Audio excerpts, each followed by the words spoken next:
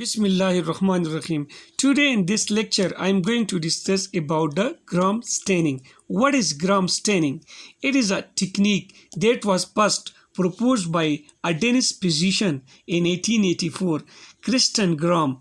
The purpose of the gram staining is to separate the gram positive and gram negative bacteria on the basis of cell wall.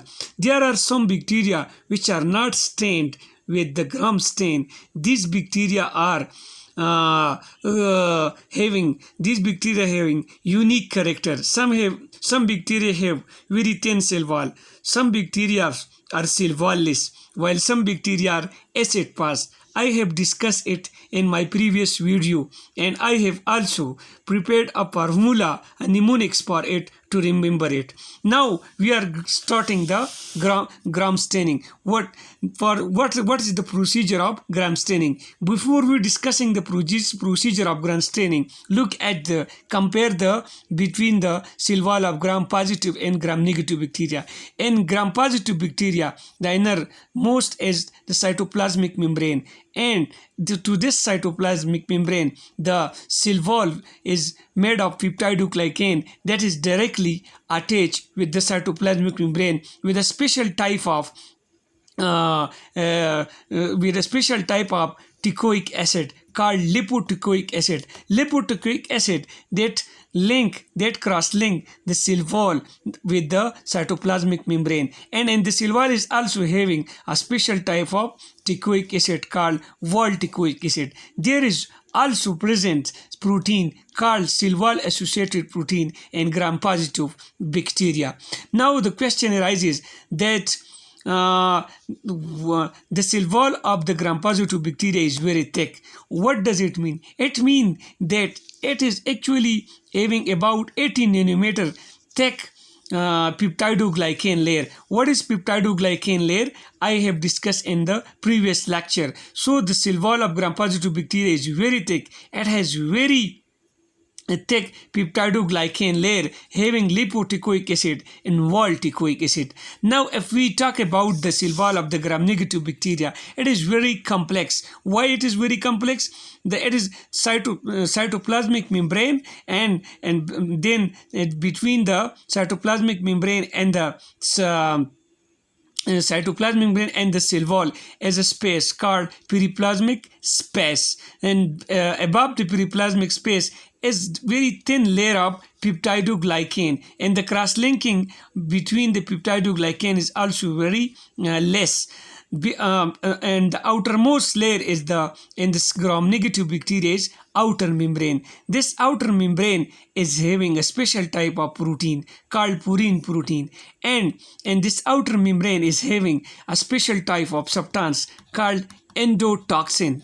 Endotoxin is only present in the gram negative bacteria, and while exotoxin is present both in the gram positive as well as in the gram negative bacteria. This endotoxin is the integral part of the cell wall of the gram negative bacteria. This endotoxin is having this endotoxin portion is having lipopolysaccharide portion, lipid A portion, and core polysaccharide. Lipid A is generally considered endotoxin. Now after clear the concept of the difference between the cell wall of gram positive bacteria and the gram negative bacteria, now we are starting the gram staining. The first what we will do, first stage is that you can make the smear on the slide. How you will make the smear on the slide? First you should take the sample and put in a slide. Suppose these are gram positive bacteria and these are gram negative bacteria. After making the smear, you should heat fix these specimen on the slide, and what you do, you can add the crystal violet for the 60 seconds. Why you add the crystal violet for the 60 seconds? Because both the gram positive bacteria and gram negative bacteria, they will take the crystal violet dye, and both the bacteria, that the crystal violet in the case of gram-negative bacteria, they will pass through the porine, while in the case of gram-positive bacteria, they will directly pass through the peptidoglycan. Now, after what you will do, you will wash the slides. You will wash the slide. Now, if you look under the microscope, why both why all bacteria stand blue? You know that crystal violet, they will pass through the cell wall of the gram-negative as well as the gram-positive bacteria. In the case of gram-negative bacteria, it will pass through the porine. Under the microscope, you will look under the microscope, both the bacteria look blue. Why? Both the bacteria take in the crystal violet dye. Next step is, after washing, you can add iodine is a mordant. In for MCQ, you know that iodine is a mordant.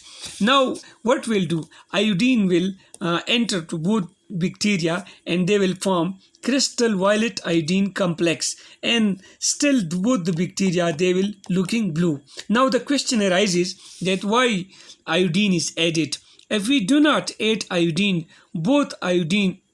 if you do not add iodine, what would both the bacteria, they will look blue. But if you add the iodine, actually this iodine they will make complex with the crystal violet, and they will cross-link with the crystal violet, and they will make a mismatch manner.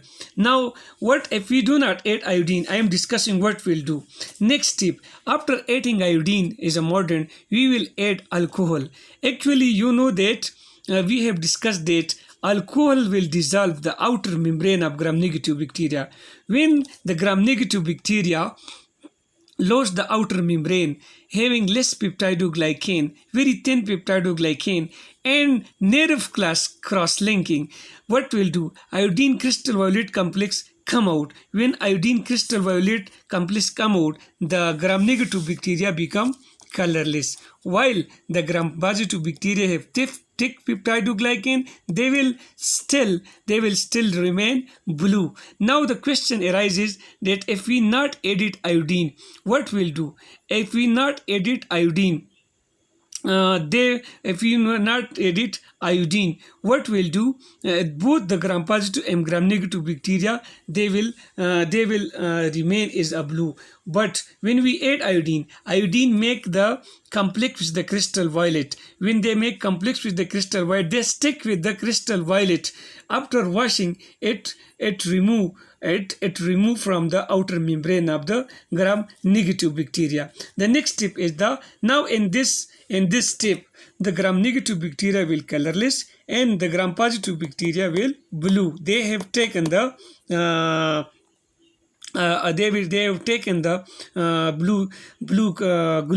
blue color.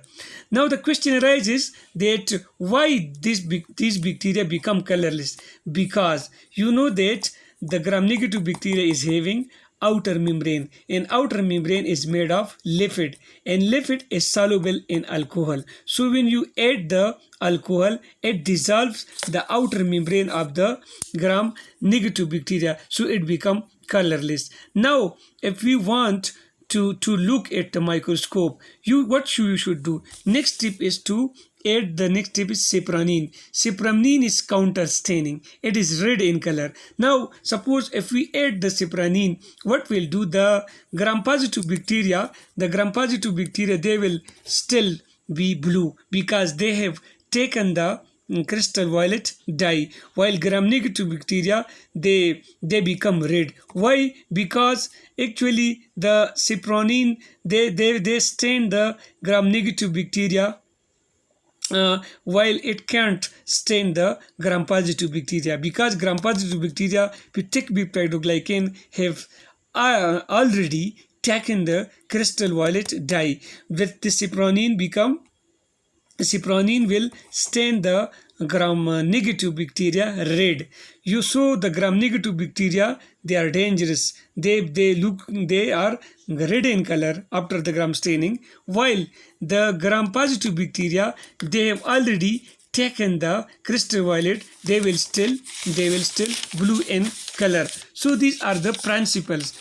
These are the principle of gum staining. Some simply we said that under microscope the gram positive will always be, they will be blue, they will be not dangerous, while the gram negative bacteria, they will appear red, they are dangerous.